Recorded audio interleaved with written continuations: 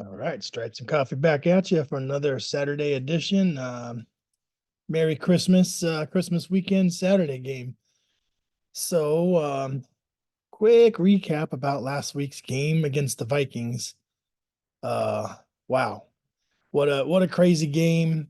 Um, Spent the first 3.5 quarters really not getting anything good on offense, except that first drive looked really good. Just kind of blew it there at the end. Trick play that didn't work out. Everybody's kind of hating those, but the trick plays are just one of them things.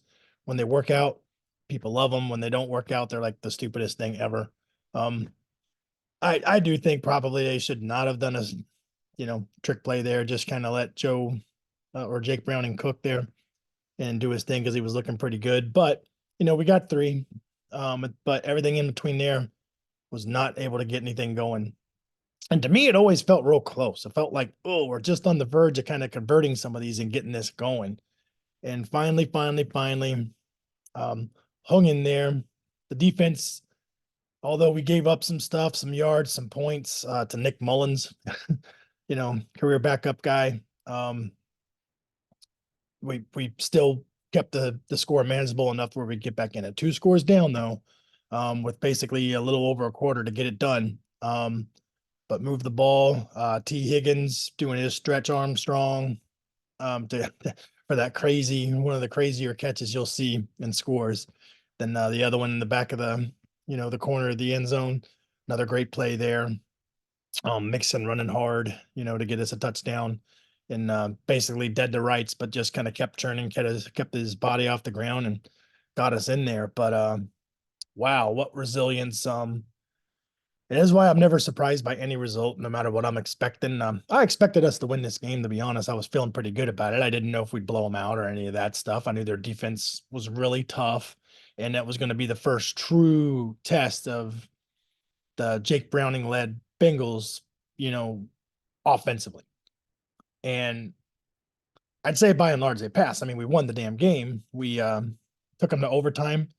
Defense got some key turnovers, almost won the game, but overturned by a kind of a questionable offsides call. But the call was the call. So that pick six we got off that was nullified. And, I think he ended up scoring on that drive. So, but anyway, we got it tied up overtime. Got the ball first, wasn't able to do anything, and they were moving. They were getting close to field goal range. In fact, they you might have argued if they were kind of in it, if they were willing to try a long one, but I think they just weren't comfortable with the uber long field goal. I don't know what it would have been where they were at, but went with it on fourth and less than one, the fourth and one or fourth and inches, whatever that was, and um, it was third and short too, and they tried to get it 2 times and weren't able to get it. Great stand after losing DJ Reader, which is one of the biggest hits of the game. Um, wow, and he's done for the season. That really sucks. So if we thought our run defense was bad, up to this point, we'll see how it goes now. But we're just going to have a different approach, and some people are going to have to step up. But at any rate, that fourth down stop, money, and then get the ball back, and then fourth and forever, it felt like. And Jake Browning did his best Joe Burrow wheel out of the pocket and chuck it, YOLO ball down the field to an open void. Got it, ran it down to about the 10-yard line, and just did a play to get it on the hash we liked and kick the game winner. So super exciting. Starts to instill even more confidence that the Jake Browning led Bengals can win some games against some good defenses. So now this week, Steelers. So not sure how I feel about their defense. I mean, their defensive line is the key to the game for them, as well as their offensive line. So they're going to want to run the ball, but on defense, that defensive line is what can wreck the game for us. Our offensive line has been playing really well. Kappa went out, but came back. So he's playing. And so we haven't lost any starters. We don't have that attrition like we started to have the last couple years, sadly, with Burrow, where we're losing our best lineman.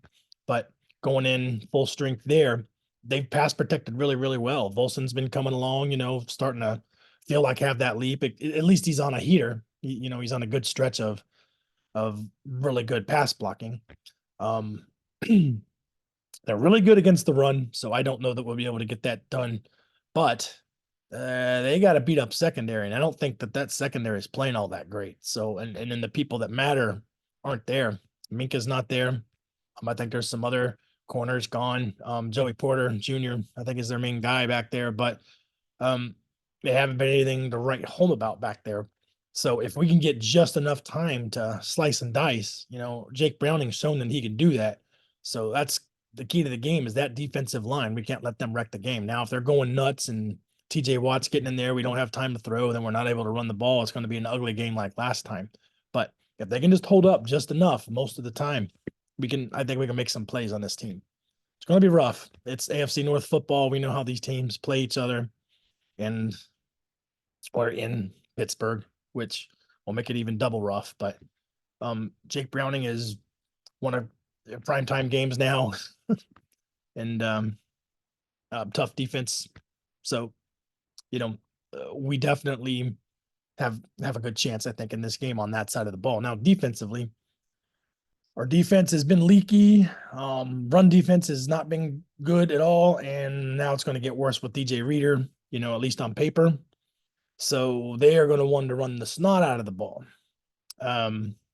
So we just got to hold our own there. Like, even though I think we let them run all over us last time, I still didn't put a lot of points on the board. So if we can just limit the points, they run, and okay, they're getting a lot of yards and all that stuff. But if we can just stiffen up between the sticks, bend, don't break, and win that turnover battle, like we've been very opportunistic. We always just tend to be where the ball is and take the ball away. And that, I've said that this year before, that it just doesn't feel sustainable necessarily when you rely on turnovers, but we're very good at getting them. We're very good at generating them. We're a very smart football team, very smart defensive players that just kind of can see what's happening a lot of times and just are good at being around the ball. And when you do that, good things happen.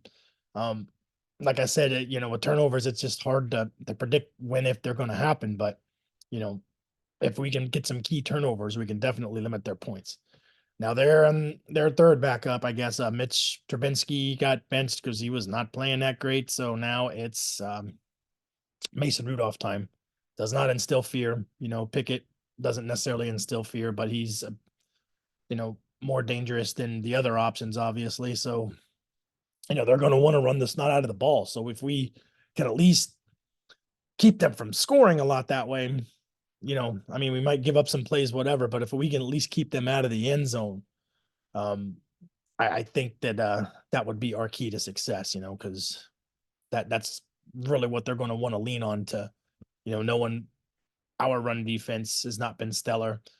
And, are they going to be able to get things through the air, just with Mason Rudolph? So we got a great shot at this. Saturday fun. We're in our playoffs right now, really. We might be able to afford one loss, maybe, and make the playoffs. And then I think we still need a lot of things to go right. If we win out, we've got a very, very good shot.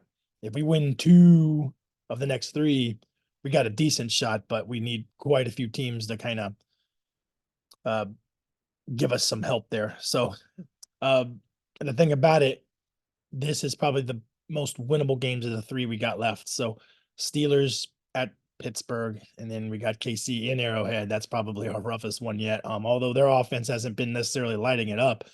If we're leaky and, Patrick Mahomes on the other side, he's going to find the guy. All they got to do is catch most of them, once they've had Butterfingers. But if they can do that, and their defense is really good, that'll make that a tough battle there in Arrowhead. But they're beatable.